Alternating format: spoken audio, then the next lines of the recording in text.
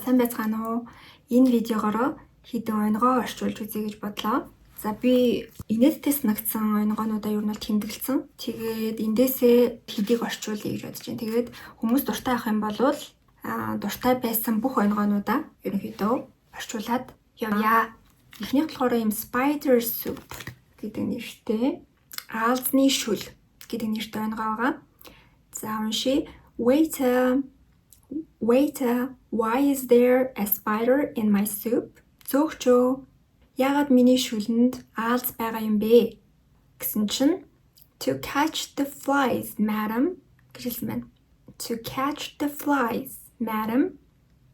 Ялаануудыг барих гад хатагтай гэж хэлсэн байна. Ерөнхийдөө би өмнө нь уншсан учраас нэг инехгүй ээж магадгүй. Тэгээ дээрэс нь нэг инээдтэй биш онгоонууд ч бас байж магадгүй. Гэхдээ хамгийн гол нь бид нар англи хэлээр сайжруулах байгаа учраас инээдтэй инээдгүй дээр нь нэг амар ач холбогдлохгүйгээр орчуулж. Дараачих нь болохоор аав хүүхэд хоёрын тухай байгаа. Revolting relatives гэхээр заваан хамаатнууд гэсэн утгатай. Заваан гэдэг маань ерөнхийдөө шүдээ угаадгүй ч юм уу те эсвэл шивэртэй ч юм уу тиймэрхүү утгатай. За Dad, have you put on a new pair of socks each morning this week? Have you put on a new pair of socks each morning this week? За аав нь юу гэсэн бэ гэхээр энэ 7 хоног өглөө болгон шинэ хос оймс өмссөн үү гэж асуусан байна те. Have you put гэхээр present perfect tense. A new pair of socks гэхээр шинэ хос оймс. За each morning өглөө болгон this week 7 хоног энэ 7 хоног. За тэгсэн чинь хүүхэд нь child, yes, and I can't get my shoes on. Тийм ээ, тэгээд би гутлаа өмсч чадахгүй байна гэж. Тэгэхээр энэ 7 хоног өглөө болгон шинэ оймс өмсөдсөн чинь мэдээж оймсон дээр давхарлаад өмсөдсөн учраас гутал нь орохгүй байсан байна. За дараачих нь dumb jokes буюу тэнэг онгоонууд гэсэн нэртэй багц онгооны нэг boy at circus. Циркт байсан хүүхэд. Эрэгтэй хүүхэд. That knife thrower is useless. Тэр хутга шидэгч хэрэггүй юм аа. Шал хэрэггүй юм аа те useless. Use гэдэг чинь ашиглах. Useless гэхээр ашиггүй. Knife гэхээр хутга, тэгээ thrower гэхээр шидэгч. Тэр хутга шидэгч шал хэрэггүй муу юм аа гэсэн утгатай. За тэгээ дараагийн өгүүлбэр нь he hasn't hit the woman once. Гэхээр тэр эмэгтэйг ганц ч удаа зохиогүй. Оноогүй гэсэн мэн. Hit гэдэг маань онох бас цохих гэсэн утгатай. Нэг ч удаа тэр эмэгтэйг онсонгүй штэ гэсэн мэн. Тэгэхээр нөгөө циркт чинь нэг тийм үзүүлбэр байдаг штэ. Дээрээ алим тавьчаад ч юм уу.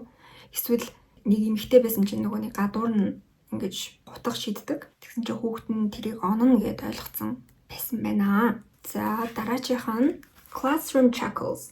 Chuckle гэдэг маань юу нэг инээд гэсэн утгатай. Classroom chuckle гэхээр анги доторх инээд гэсэн үг. Ингэсэн байна. What do you call a teacher who falls asleep in the classroom? Ангида унтчихсан багшийг юу гэж дууддаг вэ гэсэн байна. Call гэхээр дуудах, нэрлэх гэсэн утгатай.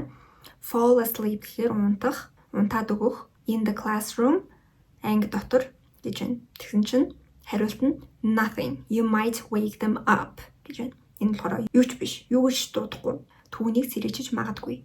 You might wake them up. Wake up гэхээр сэрэхтэй. Might гэхээр магадгүй. За wake them up гэдэг олон тоон дээр бичиж байгаа. Яагаад гэх юм бол ихэнхдээ нэг тоон дээр байсан ч хамаагүй альва багшиг эрэгтэй эмэгтэй гэдгийг мэдэхгүй байгаа учраас them гэд явчихдаг байна. За дараачих нь багштай холбоотой инээдтэй онгоо. Teacher багш ингэж хэлсэн байна. Ravi, why did Robin Hood take from the rich? Ravi, яагаад Робин Гуд баян хүмүүсээс хулгай хийжсэн бэ? Авч ийсэн бэ гэсэн байна. Тэгсэн чинь Ravi, because the poor didn't have anything worth robbing. Яагаад гэвэл ядуучууд хулгайд алдахаар зүйл тэдэнд байгаагүй гэсэн байна. Worth robbing гэхээр хулгайлахад үн цэнтэй гэсэн утгатай. Poor people гэхгүйгээр зүгээр the poor гэдэг хэлчих юм бол ядуучууд гэсэн утгатай. Ядуучууд тийм хулгайд алдахаар тийм үн цэнтэй зүйл тэднэрт байгаагүй гэсэн утгатай. За дараачих нь biology teacher, биологийн багш ингэж асуусан байна. Rebecca, where is your appendix? Rebecca, чиний олгой хаана байдаг вэ гэсэн байна. Rebecca гэсэн чинь I don't know. Би мэдэхгүй гэсэн. Biology teacher. You must know. Чи мэдэх ёстой доо. Rebecca. No, it was removed last year and I don't know where the surgeon put it. Чи мэдэх ёстой доо гэсэн чи Rebecca үгүй. Олгой маань түрүү жил авахагдсан. Одоо remove гэдэг чинь салгах гэсэн утгатай тийм. Юмнаас ингээд салгасан, надаас авсан түрүү жил тэгээд surgeon буюу мэдсэл чинь хаана хийснийг би мэдэхгүй гэж. I don't know where the surgeon put it. За дараагийн teacher багш гэсэн маань Ryan, how many sides does the Pentagon have? Багш нь Ryan, Pentagon гэдэг юм дүрс, 5 хушуутай дүрс хэдэн талтай вэ гэж асуусан байна. Ер нь бол 5 талтай байдаг тийм. Тэгсэн чинь Ryan 2 гэсэн. Inside and outside. Дотор тэгээд гадна гэж хэлсэн байна.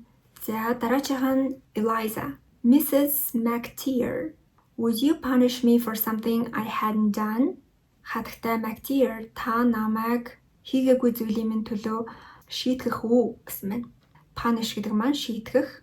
За тэгсэн чинь Mrs. McTeer, of course not Eliza.